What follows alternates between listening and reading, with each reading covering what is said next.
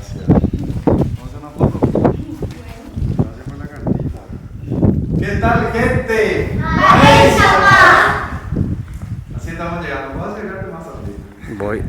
Así estamos llegando a esta reducción jesuítica Jesús de Tabarangüe y es de recibimiento que me dan estos niños. ¿Ven? Acá tengo una cartita de estos niños y niñas fanáticas de Baishpa. ¿Les gusta? Sí. ¿Son de acá de Jesús?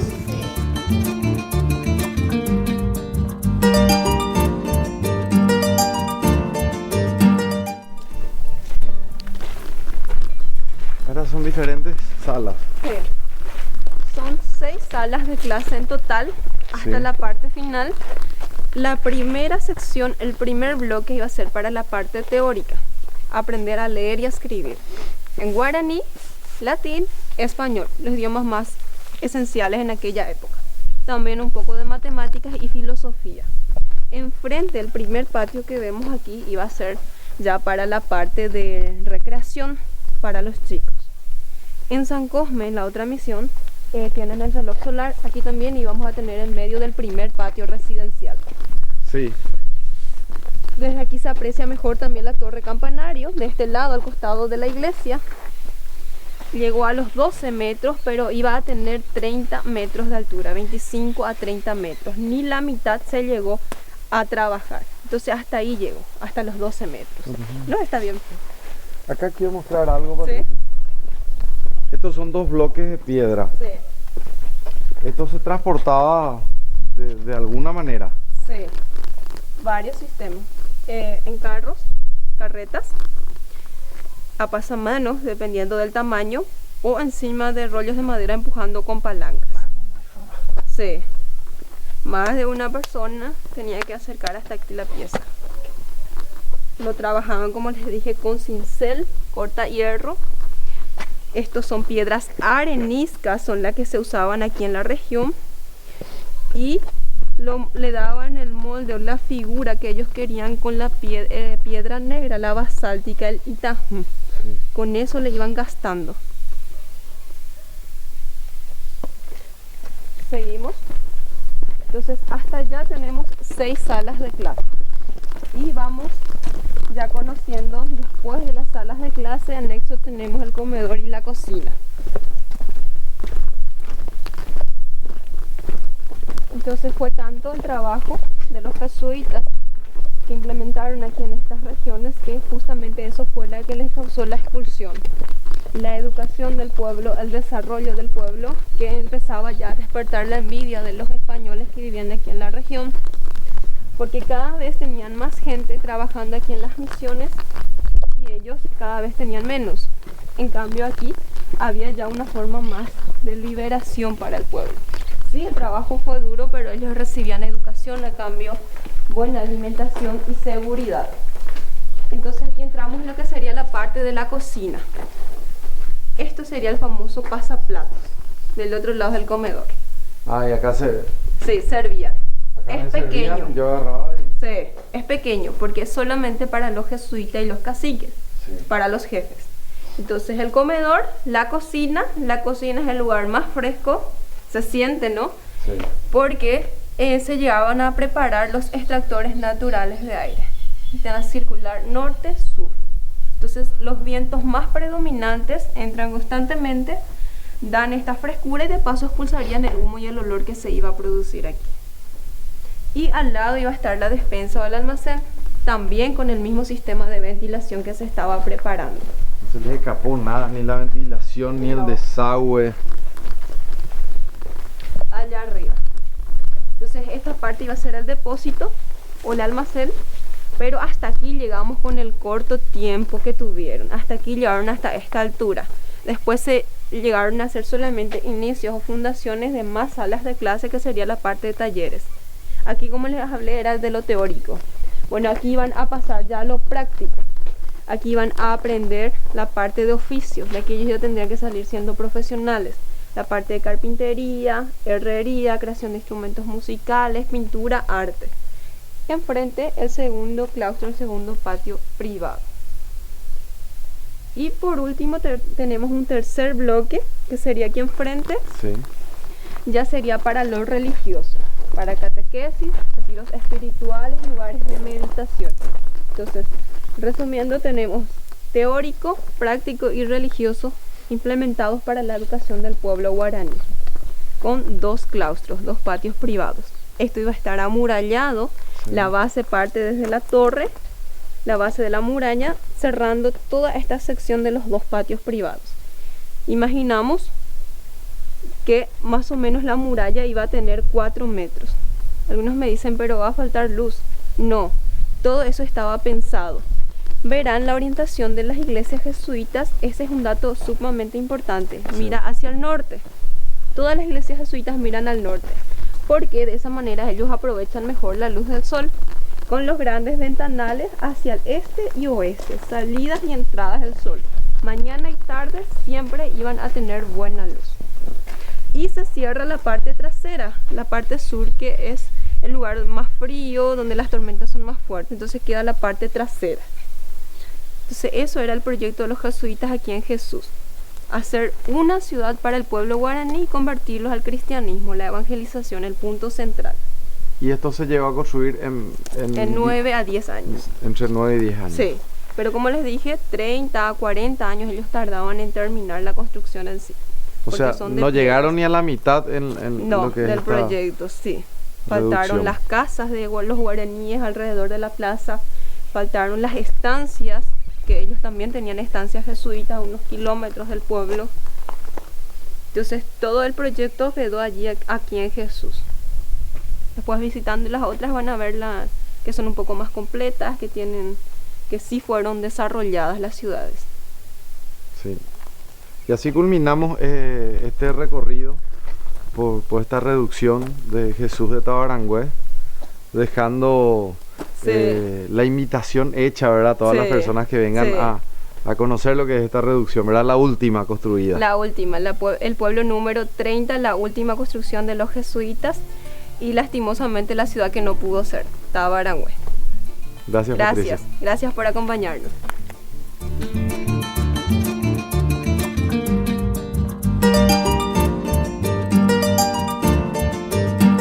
¿Seguimos, Patricia? Sí, ahora estamos con el compañero Luis, que es de la comunidad, ya se había presentado y ahora les dejamos a cargo de él para que nos explique un poco sobre la yerba mate. Luis. Hola. Saya era Luis, ya bertimba Guaraní, hamba punya Secretaría Nacional de Turismo, pues cabe explicar un poco viva, era una ca. Orera muy querí mau puru mau ira cae en un cotetame. Pero hay que andar ahí con el puru hay soy puru acá. Hay que puru como ponja. A ver hoy puru opu ore iglesia be. Hay que hoy puru a ver ira cae coa y catos en eso mongara y mitame misia be. Ponja nabi go. Sí, ponja ya hay que hoy puru acá más. Hai con años de puru haya ka ni terere be allá hay cuara hoy puru ka pues pohana a mitad así a misa a mí hoy puru ka hay cuara a veces compañera otra visita vende español be sí, como hablaba el compañero, la utilidad de antes era diferente. No es como la bebida tradicional que usamos actualmente, sino más bien ellos lo utilizaban como una planta medicinal y parte del ritual guaraní. En tiempos de un nacimiento era muy importante usar la yerba mate como parte del ritual y también como medicinal, como ya lo habíamos mencionado. Eso sería entonces la explicación de la yerba mate, el valor de la yerba mate para los guaraníes y en las misiones jesuíticas. Porque recordemos que las misiones jesuíticas fueron pioneras, es el único lugar en aquella época en donde se domesticó. Fue aprobada por la corona su plantación en el año 1666 y desde ahí empezaron la producción de la yerba mate con los jesuitas y el crecimiento también de la economía mediante la planta. Por eso van a escuchar mencionarse a la yerba mate como el oro verde de las misiones, porque era una de las causantes del crecimiento económico de las misiones. Primera vez que escucho el oro verde. Sí. de las misiones. Sí, porque Paraguay en realidad en sí nunca tuvo minas de oro, no se explotaba, pero en realidad mediante ellas se intercambiaba por oro, era por oro con otras tribus cercanas, lejanas, también se intercambiaba por otras cosas, entonces ya empezaba a crecer en cuanto a la economía, como le expliqué. Desde ahí viene a surgir esta como el oro verde de las misiones. Se consumía, se tomaba por infusión. También hacían una bebida alcohólica de ella llamada la chicha, fermentando, ¿verdad?, con otras plantas. Entonces era muy utilizada por los guaraníes. Entonces los jesuitas se vieron en la necesidad de domesticar la planta. ¿Cómo fue ese proceso? Ellos empezaban a observar aves. La teoría que manejamos es que ellos empezaban a observar aves, sí, especialmente a los tucanes, que les gusta mucho la semilla. Justamente ahora es tiempo de que ella da semillas. Las aves entonces consumen la semilla, sí, pasa por un proceso, al defecar, ahí recién ella sale. Porque en todo momento ellos querían saber cómo plantarla, porque era nativa, ¿verdad? Entonces era mucho trabajo salir de aquí, buscarla, y ya pocos volvían. Entonces era más factible tenerlo en casa. Entonces ellos observaban a las aves, vieron que pasa por un proceso de lavado y que después ella germina. No era por la semilla en sí plantando directo, no era por el gajo. Entonces, habrán probado de mil formas. Sí, de mil formas, pero ese era el único proceso que ayudaba a que germine la planta, al pasar por el proceso de lavado, haciendo esa observación. Con observación de aves. Por los tucanes, sí.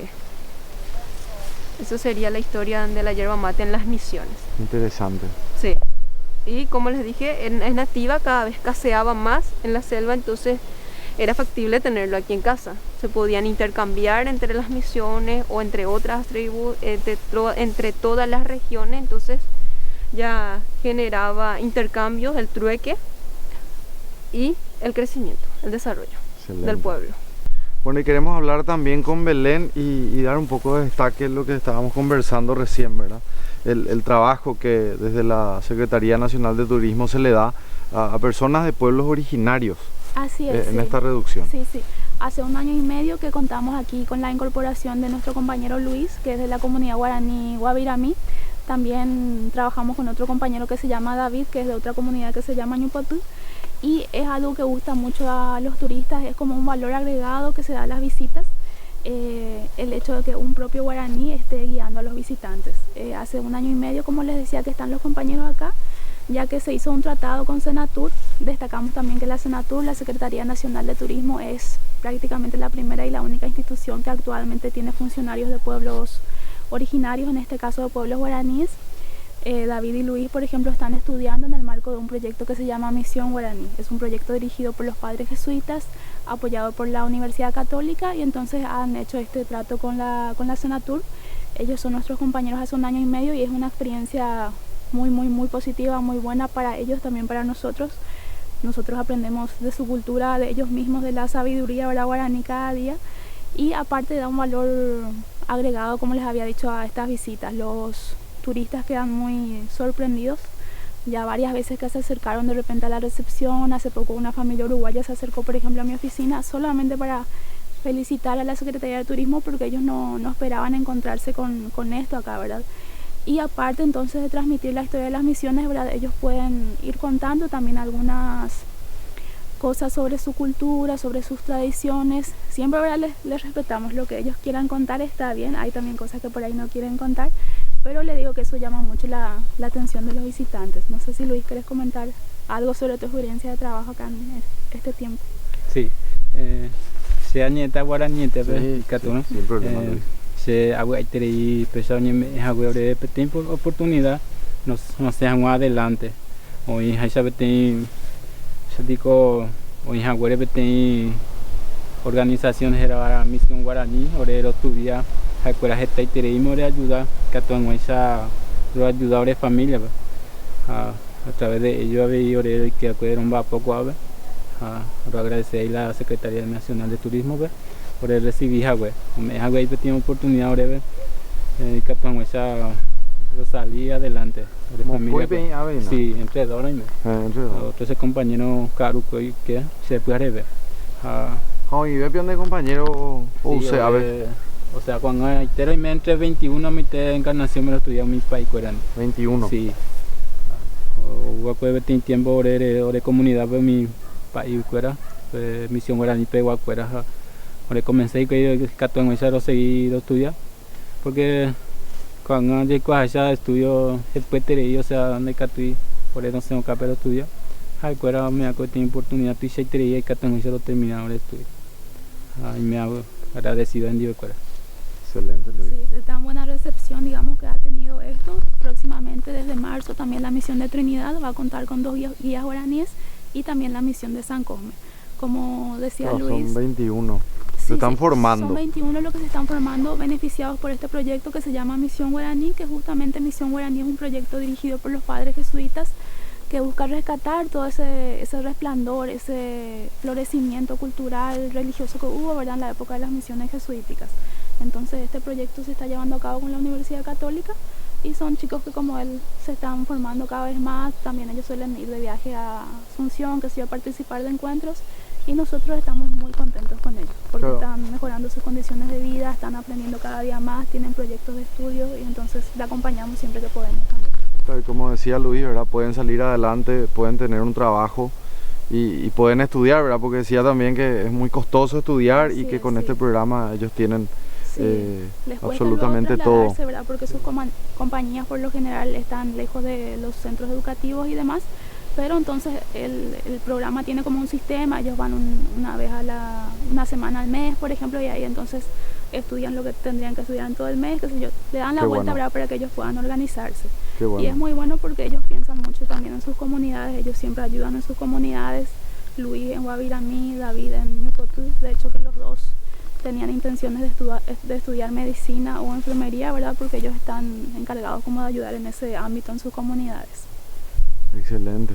Y que sigan insertando muchos más, Sí, ¿verdad? sí, en sí, esa en es las la idea. reducciones. Le digo que la gente queda muy encantada, Me sí, gusta. porque como que ellos les transmiten mucho de su cultura y la gente, especialmente los turistas, ¿verdad?, de otros países o de culturas más modernas, qué sé yo, europeos, como que buscan mucho conectarse de nuevo con todo lo natural, con lo espiritual y demás, y como que vienen acá, por un lado todo este sitio que es así mágico les conecta y por otro lado también contar con el acompañamiento de ellos, ¿verdad? Nosotros mismos aprendemos cada día de ellos y estamos muy contentos.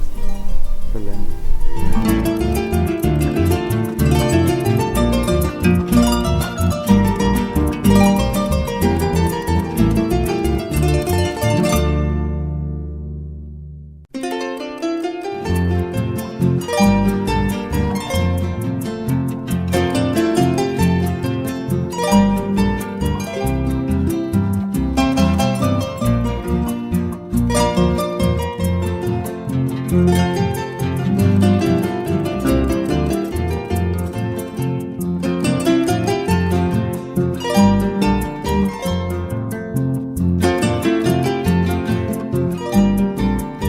¿Cuándo arranca entonces la cooperativa general?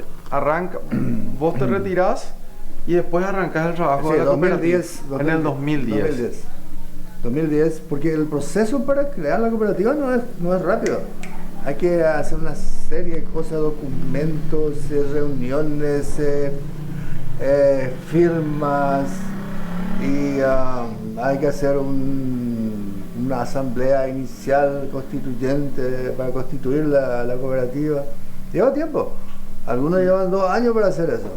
Y hablando de lo que es ya la ciudad de Jesús de Tabarangüe, desde tu nacimiento hasta la fecha, un crecimiento muy grande. Sí, muy grande y creo que a partir de la instalación de la cooperativa también hay una manera diferente de encarar. Yo descubrí acá algunas cosas interesantes. Ustedes estuvieron en la misión jesuítica. Sí, estuvimos. Yo decía, había un negativismo, algo que pareciera que no le permitía crecer a la gente acá. y yo traté de entender de dónde venía eso, una decepción. Entonces empecé a estudiar y encontré una acción y he visto eso representado en una escena por unos estudiantes. Cuando en 1768 los jesuitas fueron expulsados, acá los nativos tenían, yo uso la palabra nativo, no uso la palabra indio, porque indio viene de un error de Colón. Colón estaba perdido, no sabía dónde estaba. La navegación antes era bien difícil, ¿verdad? No era como hoy que tenemos GPS y todo. No, en esa época era brújula y estrellas. Él pensó que había llegado a la India y cuando vio ahí a los nativos acá, dijo, ahí están los indios, estamos en la India. Y él murió sin haber sabido que había descubierto un nuevo mundo. Entonces, estos nativos nuestros, sí, cuando fueron expulsados los jesuitas, los jesuitas reunieron a ellos, sí, y le dijo, bueno, tenemos que irnos. Y salen ellos y le dicen, eres BJ, ahora no hay mejor. Y le dicen, no, nuestro jefe era Ubishá y Potalojo. Y claro, y los jóvenes le dicen, no, no, los jóvenes le dicen, y se van ellos, ¿verdad? Y eso crea en los nativos que quedaron desamparados. Ellos estaban muy ilusionados con ellos y quedaron con una decepción, una amargura, un pesimismo. Quedaron. Era como que todo lo que se hacía acá no iba a prosperar. Y cuando yo... Eso genera el abandono. Cuando yo dije, no, ya después de la cooperativa, dijeron, no, a ver un evento y coyan móvil de ayuda y meterme. No, le decía yo. Bueno, lo que sí, igual hicimos, ¿verdad? Y a partir de ahí comenzaron las cosas pareciera a crecer. Por ejemplo, todo el mundo acá tenía letrina nomás. Letrina. Es un bañito allá en el fondo, ¿verdad? En el fondo. Y nosotros acá hicimos y le mostramos a la gente los bañitos, se le va a mostrar ahora. Las pisitas y los bañitos ahí mismo y ya los baños modernos, ¿verdad? Y lo increíble es que casi todas las casas tienen ya eso ahora. Casi todas las casas tienen. Los negocios eran muy apagados. Hoy recorrer los negocios ya están bien armaditos, ya lindo. Acá mejoró increíblemente. Y bueno, estaba el intendente y esta ruta que vos no viniste, ellos sí. La ruta de la Sexta hasta acá, eso era tierra. Vos venías una llovina y no podías entrar. Y era picada así. No había acceso. Y yo le dije, esa es la 300 años más, ya como es la a ver, le decía al intendente, vamos a hacer lo siguiente. Un itaña ya pisangá, pero ya yaruja ya muy, a veces ya por en Pedradona. Pero él tuvo buenísima idea y empezó acá hay piedra a montones y los jesuitas hicieron toda la misión jesuítica. Bueno, lo que sí, él era lo que más tiene. Consiguió y hizo el empedrado. Así como vieron acá, empedrado. Pero después ya a través de la política ya le vinieron y le pusieron la capa asfáltica y eso ya cambió más todavía. La velocidad que era de 4 kilómetros por hora, que es la velocidad de marcha, era como la infantería me dice eso. Sí. De repente hoy nuestra velocidad es la velocidad de la moto, 60, 70 kilómetros por hora. Entonces las cosas andan mucho más rápido. Todo llega más rápido. Todo se hace más rápido. Tenemos aquella chica que está allá, es la secretaria. Ella estudia en Encarnación y justo estudia hotelería y turismo. Y acá un montón de gente que nosotros, dentro de las cosas que le decíamos también, yo le involucré a Tania también. Tania en la facultad para tesis de arquitectura hizo su tesis sobre desarrollo integral de Jesús. Hacía un trabajo, y eso es más o menos lo que tratamos de seguir. Pero un trabajo lindo. Las reducciones también le dan esa ventaja, se podría decir, a la ciudad de Jesús, ¿verdad? Una ciudad que esa es otra de las cosas que tiene unas reducciones fantásticas. Tania en su trabajo, que hizo ya hace varios años. Última reducción. Sí, la última. Pero acá el concepto para la gente acá es que eso era un montón de piedra que cada Mateo juntaje. Y Tania en su trabajo elabora y dice, el turismo y esa misión jesuítica tiene que ser la fuente principal de ingreso de la gente de Jesús. Sí. Y bueno, entonces nuestra cooperativa es ahorro, crédito, producción y turismo también. Y hablando del turismo y hablando de la aviación, ¿verdad? Que es tu gran pasión, esta ciudad tiene el lado turístico del aire, del vuelo panorámico. Sí. Que no vimos eso en otras ciudades. Sí, eso es algo nuestro. Y vino porque existía ahí unos cuantos metros. Sí. Y entonces al otro lado, en la cabecera, tenían la gente su chacrita, qué sé yo. Bueno, como era fácil en ese momento, le ofrecimos el pagar por lo que tenía y el intendente le reubicó. Y ahí al final conseguimos casi 1000 metros de pista. Y con eso ya podemos operar hasta con pequeños bimotores. Y ahí ya nos vino la idea de hacer vuelos panorámicos para el turismo. Y pensamos de que no iba a brotar, no iba a germinar eso, no iba a prender eso. Sí. Pero sin embargo, prendió y sustenta, porque hay unos cuantos vuelos y cada vez hay más turistas. Hoy en las reducciones nos cruzamos con turistas españoles. Españoles, franceses, alemanes, de todo. Entonces eso es algo súper importante también, que la ciudad de Jesús está en constante movimiento y está innovando en turismo también, sí, ¿verdad? Aprovechando lo que son estas reducciones jesuíticas también. Sí, yo estaba tratando de convencerle ya a los bancos para que pongan acá una sucursal o un cajero. Y me decían, no, pero el movimiento que tiene es muy poco. Ustedes no saben, ¿no? Hay estadísticas, le digo. Ahí vean un poco cuántos turistas por día vienen. En la estadística tienen 90 visitantes en una media. Hay días que vienen cerca de 1000. Y son turistas extranjeros que tienen tarjeta de crédito y necesitan un cajero automático. Y hay un banco ya que está queriendo poner acá. Es súper importante, general, poder contarle un poco a toda la gente, a todos los paraguayos y a todo el mundo lo que es la ciudad de Jesús de Tabarangüe, lo que son las reducciones, lo que es el vuelo panorámico y hablar un poco de lo que estuvimos conversando, ¿verdad? De la cooperativa y cómo las personas se van fortaleciendo y van ganando confianza, se puede decir. ¿Sí? Ganan confianza y mejoran rápido. No tenían moto, ahora tienen moto, o sí, tienen ya su motocarga, algunos ya tienen autito y todo. Y lo interesante es que no fue necesario darle plata, solamente conocimiento.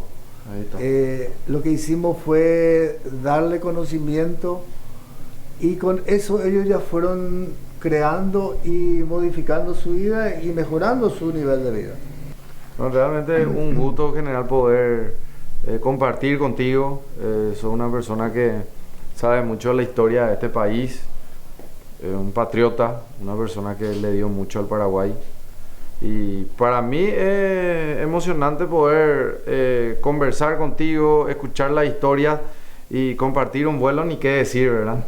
Así que estoy muy agradecido a la vida por haberte conocido y que esta amistad siga, ¿verdad? Que sigamos por ahí dando vueltas por otra parte del Paraguay, ¿verdad? Y felicitarte por todo lo que estás haciendo por esta ciudad. Un crecimiento Gracias. Interesante y... Hace poco nomás tuvimos un curso acá, ahí está todavía en la máquina, curso de diseño de moda. y tuvimos, habían como 20 alumnas, señoras, que aprendieron a hacer diseño de moda, camisa, pantalón y a la moda. Y estamos siempre haciendo así cursos para que los familiares de los socios y no socios también, los que quieran le aceptamos, y vienen acá y elevan sus conocimientos. Y es bueno, vamos a ir seguramente desarrollándonos. Antes nosotros llegamos de Asunción a Jesús, era una planificación que se hacía por año, ¿verdad? Ahora nosotros llegamos en una hora nomás ya. Una hora estábamos acá, ¿verdad? Salimos de Asunción y en una hora ya estábamos aterrizando directamente en Jesús. Sí.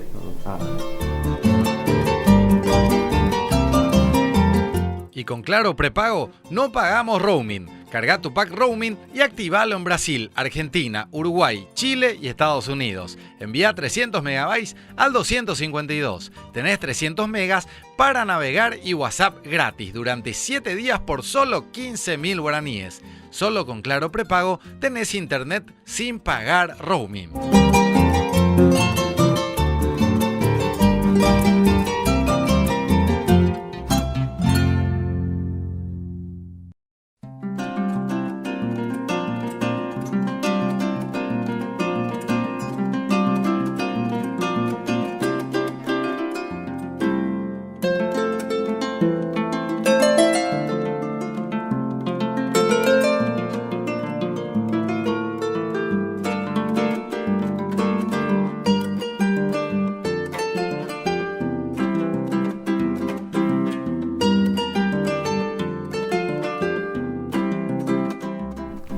Bueno, en este momento vamos a mostrarles la iglesia de Jesús de Tabarangüe. Seguimos con nuestra amiga Katia. Katia Vázquez. Bueno, Katia, ¿te seguimos nosotros? Sí, vamos a pasar. Antes podemos hablar de este monumento. Sí, este monumento lleva los nombres de las personas de los hombres que fueron a la guerra del Chaco y lastimosamente no pudieron volver, ¿verdad? Que son varios, y se hizo en honor a ellos. Cuando eso, Jesús se llamaba todavía Jesús y Trinidad, y fue la guerra del 32 al 35, la guerra del Chaco. Lleva todos los nombres, cada uno de los que lastimosamente no pudieron volver. El homenaje está frente a la iglesia. Frente mismo a la iglesia, nuestra iglesia principal. ¿Cómo se entiende eso, Katia? Y hay muchas capillas, pero todas las fiestas grandes que se hacen en conmemoración al Niño Jesús se hacen acá. Hay mucha diversidad de religiones, pero somos más católicos. El 13 y el 14 de enero es nuestra fiesta patronal, luego, que es en homenaje al divino Niño Jesús, que es nuestro santo patrono luego. Y la parroquia se llama la Parroquia Divino Niño Jesús. Sí.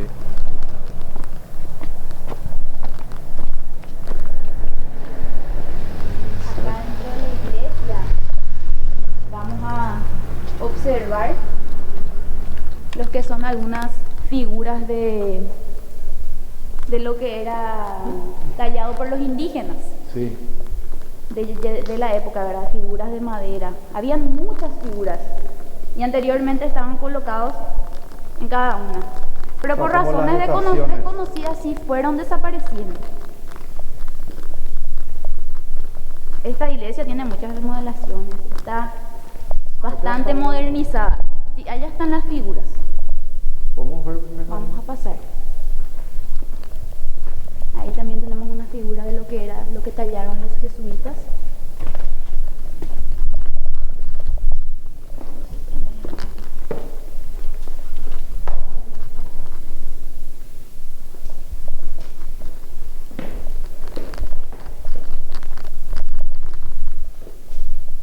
Esto es la época de los jesuitas.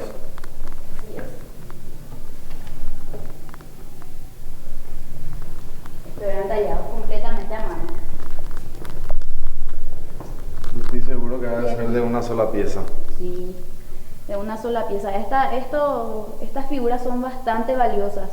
Es por ello que anteriormente, habían muchísimas figuras, pero fueron desapareciendo y por eso ahora se tienen más resguardo en cuanto a ellas, ¿verdad? Porque imagínate el valor que tiene para que con tanta perfección se haga sobre madera y tenga tanto tiempo y aún se siga conservando. Ellos hacían estas esculturas y los detalles de pintura lo hacían con, en ocasiones, oro y demás. Por eso son mucho más valiosas. Algunas conservan su pintura original, algunas ya, por verdad, en algunos casos ignorancia, ya fueron nuevamente pintadas. Esto es lo que nosotros conservamos de nuestros antepasados. Todavía en Jesús. Figura.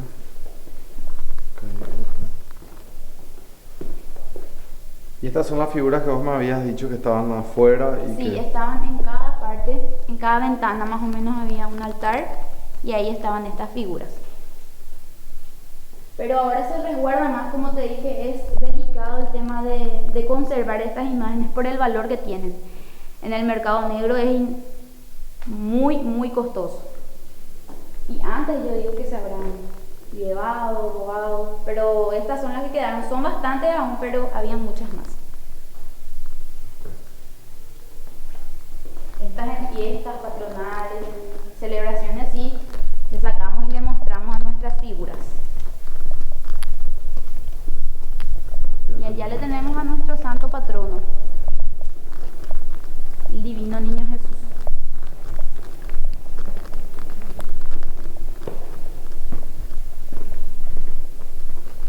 Es el que nosotros le hacemos recorrer cuando le decimos que es su cumpleaños, le vestimos de gala y le hacemos recorrer toda esta cuadra. ¿De qué año data esta iglesia? Y ya anteriormente, justo me estaban comentando, era solo una capilla.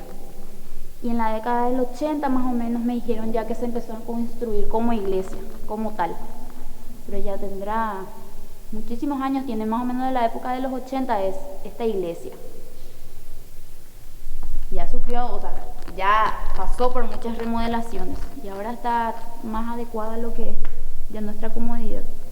Y tiene una campana que es súper antigua, que está allá, pero ahí nadie puede subir porque alberga muchas abejas, entonces no se puede subir en esa parte, pero ya es bastante antigua nuestra iglesia, ya modernizada, pero...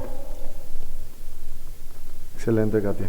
Muchísimas gracias. Un gusto. Por abrirnos la iglesia de Jesús de Tabarangüe. Para nosotros es un honor que ustedes estén hoy acá y mostrarles un poquito de lo que es nuestra cultura.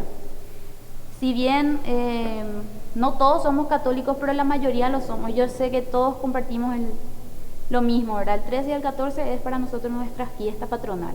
13 y 14 de enero. 13 y 14 de enero. Acá en el patio de la iglesia se hacen agasajos para niñito Jesús, se traen globo loco para las criaturas, se hacen números artísticos, se vende comida y se hace el festival del aforrado que yo te había mencionado, que hoy degustamos como almuerzo. Sí, el forrado que es el pollo. Aforrado, sí, el pollo con la tortilla. Con la tortilla. Sí. Y acá hacemos el festival del aforrado. Siempre se agota, cada año se hace más, pero igual termina agotándose todo, porque es algo típico de acá de Jesús.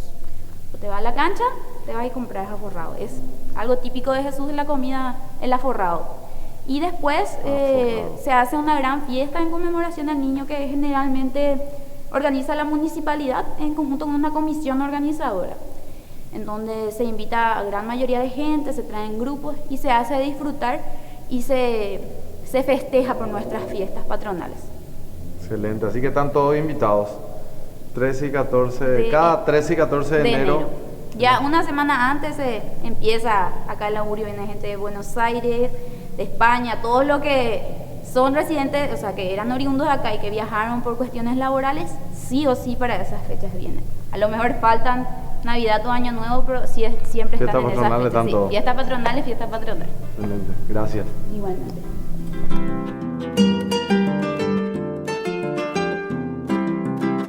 La nueva generación del Galaxy ha llegado y trajo con ella una pantalla cinematográfica infinita, 5 cámaras de tipo profesional y un lector de huellas ultrasónico, desde su pantalla inteligente de última generación hasta el PowerShare inalámbrico. El Galaxy S10 es como ningún otro smartphone. Adquirilo ya. Samsung, The One You Can't.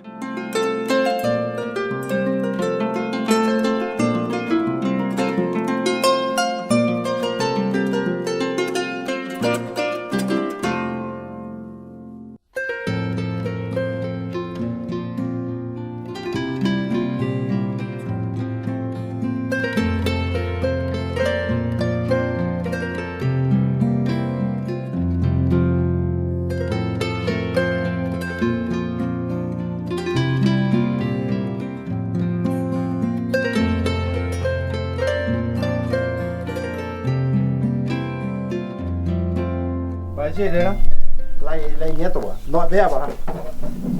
Rufino Ojeda Vera. Don Rufino Ojeda Vera. Vera. Casi llegó a los 102 años. Ex combatiente acá en la ciudad de Jesús.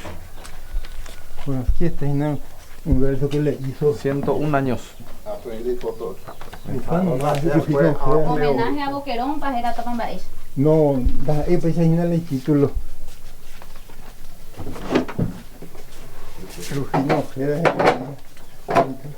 Héroe de la Guerra del Chaco, 1932-1935. Defensor del derecho por la patria y su honor. Vencer o morir. Paz y justicia. Soldado Rufino Ojeda Vera. RI-17 Yateiticora. Sí, RI-17 Yateiticora. Sí, él siempre me contaba alguna anécdota así, pero en el verso está casi todo también. Ahora el hermano mayor, yo vivía con él y está tiempo. Yo tengo una historia también con él, pero yo de la cocina nomás, no es de la guerra. Es de la medalla de la presidencia de la República que le dio. Mi mamá falleció y quedó él con él porque los dos eran viudos, el hermano mayor de todo y él quedó viudo. Yo primero era viudo y después murió mi mamá y después me quedé con él junto acá. 14 años anduvimos acá. Increíble. Acá nació, de acá se fue en la guerra, acá falleció otra vez. ¿De acá se fue la guerra del Chaco? Sí, era su casa más a aquellos lados. Sí, un poquito de estos lados. Acá en la altura era su casa. Del mismo barrio. Sí, él nació acá y de acá se fue en la guerra y acá falleció a los cerquita de 102 años. Casi 102 años. Sí. ¿Qué? Todo un siglo vivió en este lugar.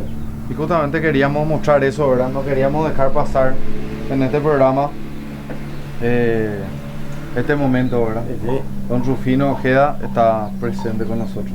Exactamente. Sí. Y le recordamos. Una historia viviente era acá.